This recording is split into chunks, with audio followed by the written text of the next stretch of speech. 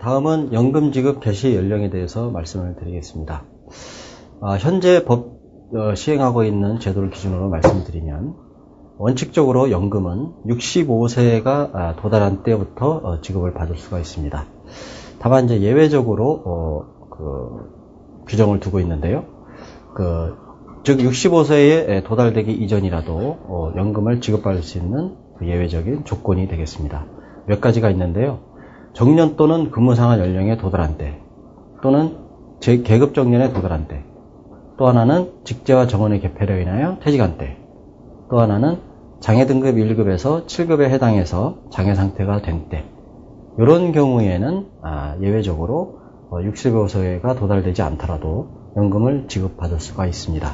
그리고 이제 참고적으로 이 개시연령 제도는 1996년도에 처음 도입이 됐는데요. 이 96년 1월 1일 이후 임용자가 이전에 공무원 재직 기간을 경력이 있어서 합산을 받은 경우에는 개시연령 적용을 받지 아니하고 종전 법을 적용받는다, 그렇게 이해를 하시면 되겠습니다. 1996년 1월 1일부터 이 개시연령 제도가 도입되면서요, 무조건 이제 96년 1월 1일 이후에 임용된 공무원은 60세 또는 이제 정년에 도달한 때부터 연금이 개시되는 걸로 그렇게 제도가 바뀌었고요. 그 다음에 2000년 말에 와서 또 한 번의 개시연령과 관련된 제도가 변화가 있습니다.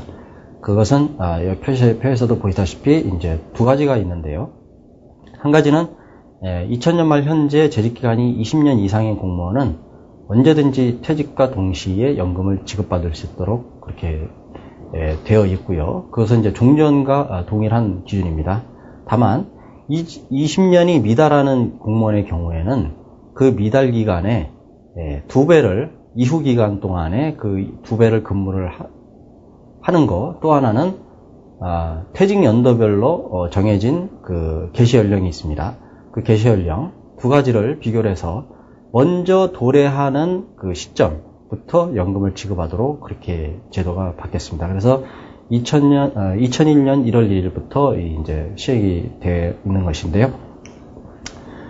먼저 이제 기간 요건을 보시면 2000년 말 현재 재직 기간이 20년 미만인 공무원인 경우에 20년에 도달하고 20년에 미달했던 기간 이상을 재직하고 퇴직한 때부터 이제 연금을 지급하는 것입니다. 그래서 결국 2000년 말 현재에 미달됐던 기간 2배 이상을 이제 근무했을 때를 이제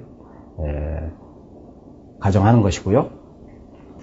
예시를 보시면 2000년 말 현재 재직 기간이 17년인 공무원인 경우에 이제 기간 요건을 적용했을 때의 이제 개시 시점을 보시면 20년 미달 기간이 3년인 거죠. 3년. 20년 빼기 17년 하니까 3년입니다. 이 3년에 2배인 6년 이상을 근무를 해야 되는 것이죠. 그래서 2001년 1월부터 향후 6년을 근무하면 이분 같은 경우는 그 다음 달부터 연금이 이제 지급이 개시가 되는 것입니다. 그래서 계산을 해보면 2007년도 1월부터 이제 연금이 개시가 되는 것이고요. 만일에 이 2007년도 1월부터 연금이 개시가 되는데 퇴직 연도별로 정한 지급 개시 연령이 이 연금 개시보다 빨랐다. 그러면 그때부터 연금을 지급하게 되는 것이죠. 그래서 결국 개시 연령과 이 두 가지를 비교를 한다, 이렇게 이해하시면 되겠습니다. 기간 요건은 이렇게 되고요. 그 다음에 이제 연령 요건입니다. 연령 요건은 2000년 말 현재 재직 중인 공무원으로서 2002년 이후 재직 기간이 20년이 되어서 퇴직한 연도별로 정한 해당 연령에 퇴직할 경우 이제 지급을 하는 것인데요. 개시 연령은 이렇게 표에서 보시다시피 정해져 있습니다. 그래서 2001년부터 2002년에 퇴직하는 공무원은 50세가 되면 연금이 개시가 되고요. 그 다음에 2003년부터 2004년 기간에 퇴직하는 공무원은 51세부터 이렇게 해서 2년에 1세씩 이렇게 쭉 가산이 돼서 결국 2021년부터는 60세에 해당이 되어야 연금이 지급되는 걸로 이렇게 연령 요건을 추가를 했습니다. 그래서 앞서 보신 기간 요건과 연령 요건 중 먼저 도래하는 시점부터 연금이 지급된다, 이렇게 이해를 하시면 되겠습니다. 다음은 연금의 지급 기간, 그리고 조정, 그리고 지급 정지에 대해서 말씀을 드리겠습니다. 첫 번째 연금의 지급 기간입니다. 퇴직연금이라고 하는 것은 그 급여의 사유가 발생한 날이 속하는 날에 다음 달부터 그 급여 사유가 소멸된 날이 속하는 달까지 지급을 합니다. 즉 급여의 사유가 발생한 날이 결국은 공무원이 퇴직을 한 경우가 되겠는데요. 그 퇴직한 달의 다음 달부터 사유가 소멸된 날, 즉 사망한 날이 되겠죠. 사망한 달까지 연금이 지급이 됩니다. 그리고 이제 유정연금인 경우에는 사망한 날이 속하는 달에 다음 달부터 지급을 하게 되겠죠. 즉 여기서 유정연금은 그 퇴직연금 수급자가 사망을 해서 승계를 했을 경우에를 가정하는 것인데요. 이런 경우에는 그 사망한 날에 다음 달부터 유족이 연금을 받는다. 이런 것이 되겠고요. 그 다음에 이제 퇴직연금 수급권자가 이제 연금 개시가 도래되지 않은 경우가 있습니다. 그런 경우에는 연금액은 그 조기퇴직연금을 기준으로 유정연금을 선정한다. 이렇게 보시면 되겠습니다. 즉 유정연금을 개시가 도래되지 않은 상태에서 그 수급권자가 사망했을 경우, 그 경우 유족이 받는 연금은 그 조기퇴직연금을 기준으로 해서 지급받는다. 이렇게 이해를 하시면 되겠습니다. 그리고 이제 퇴직 후에 연금 개시가 된 경우에는 당해 연령에 도달한 날이 속하는 달부터 지급합니다. 즉, 그 도달한 날이 속하는 달에 다음 달이 아니라 그 개시 연령에 도달한 달, 그 달부터 그 연금을 지급하도록 되어 있고요. 만일에 시작되는 연금이 지급이 시작되는 그 달이 그 공무원의 재직기간과 중복되어 있을 경우, 그럴 경우에는 그 다음 달부터 연금이 지급이 됩니다. 다음은 연금액 조정입니다.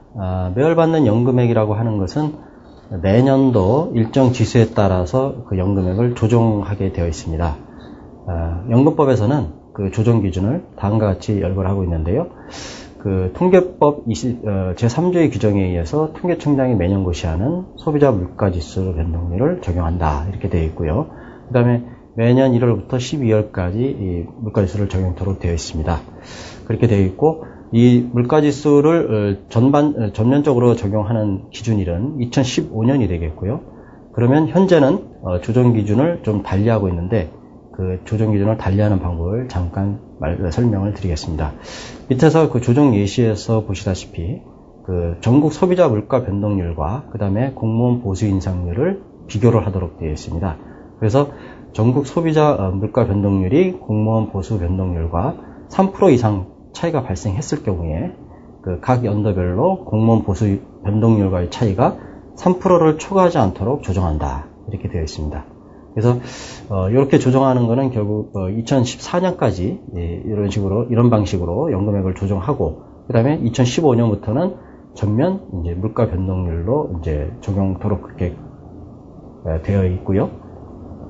그러면 2014년까지는 이제 이 3% 이상 차이가 발생했을 경우에 그 연금액을 조정해 주는데, 간단히 이제 예시를 들어서 설명을 드리면 2012년 공무원 보수 인상률이 2%고 그 다음에 물가 변동률이 7%였다라고 가정을 할 경우에 그 연금액 조정률은 어떻게 되느냐? 그것이 바로 그 결국 7% 빼기 2% 하게 되면 5%가 나오죠. 그래서 결국에는 3% 이상 차이가 발생한 경우에 해당이 되고요.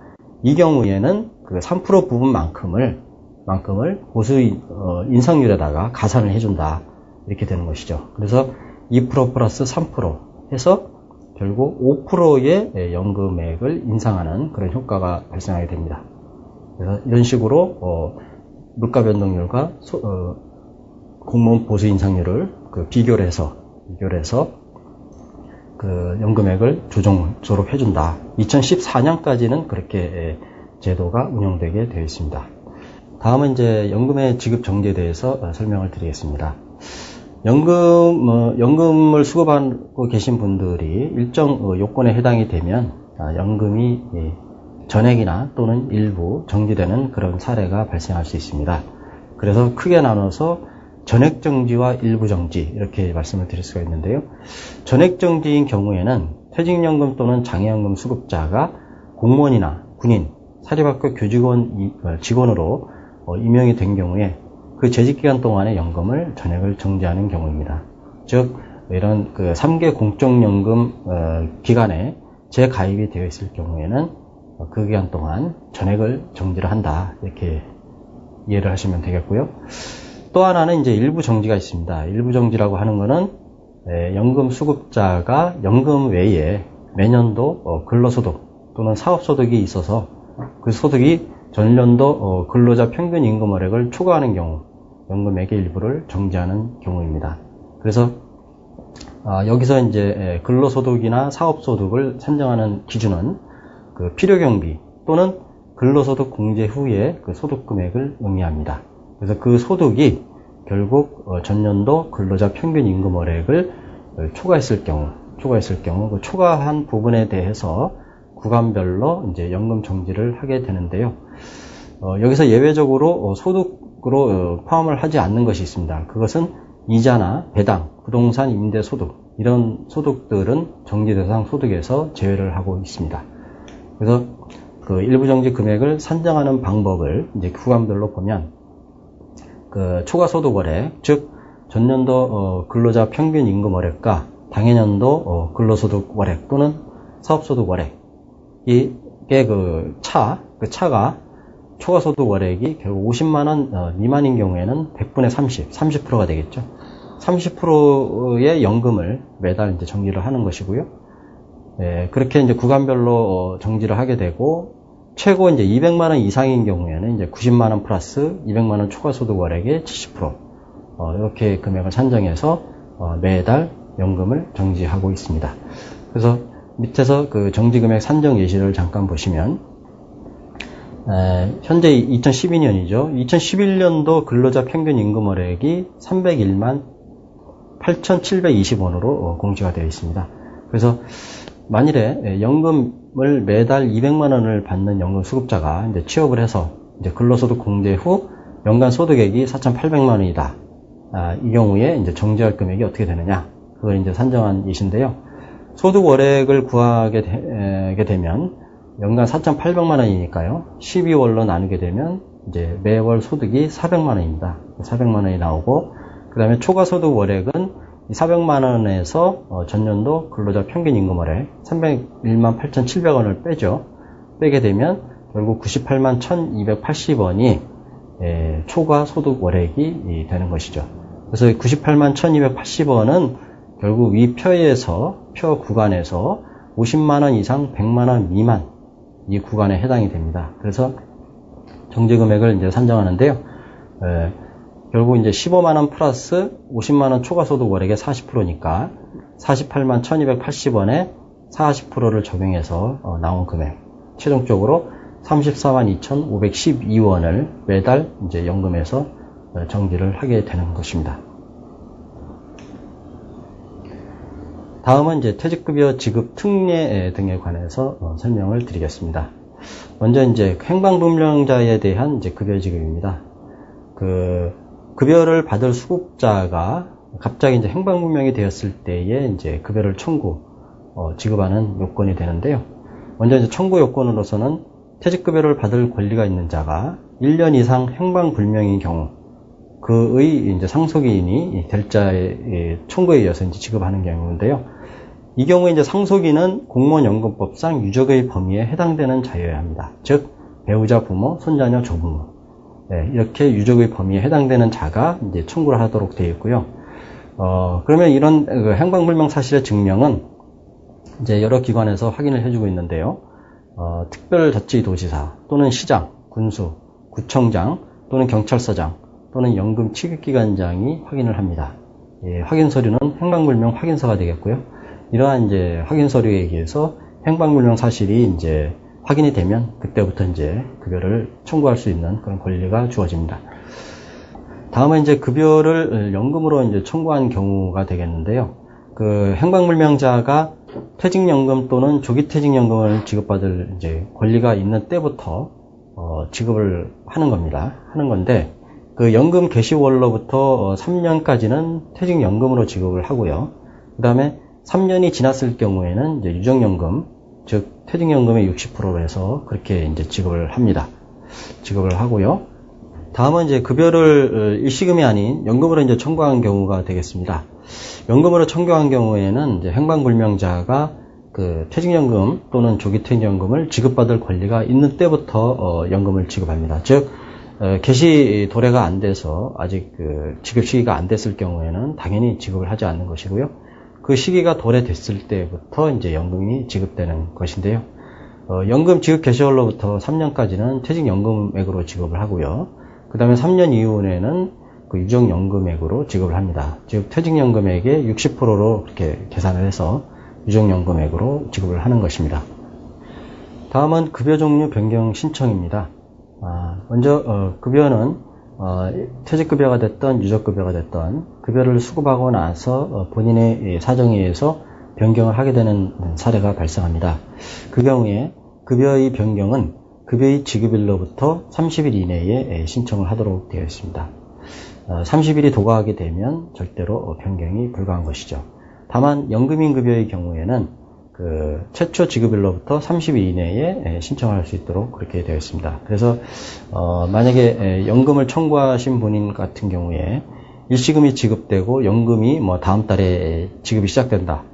그럴 경우가 있겠죠. 그런 경우에는 최초 연금이 지급된 그 지급일로부터 30일 이내에 변경을 할 수가 있다. 그렇게 이해를 하시면 되겠고요. 그 다음에 조기퇴직연금인 경우에는 그 지급 시기를 변경하는 경우가 있습니다. 그 변경하는 경우에는 반드시 급여 지급 개시 전에 신청을 해야 변경 처리가 된다. 이렇게 이해를 하시면 되겠습니다. 그리고 급여를 변경할 때는 반드시 그 변경에 대한 그 이자를 가산해서 다시 반납을 해야 됩니다. 즉 이미 수령한 급여를 변경을 위해서는 이제 반납을 해야 될 텐데요. 그 반납할 때에 이자를 그동안에 이제 퇴직급여를 사용한 것에 대한 그 이자를 가산해서 그렇게 납부를 해야 되고요. 그 납부하는 그 이율은 정기예금 금리 중 가장 높은 금리를 정해서 가산해서 이렇게 납부를 하도록 되어 있습니다.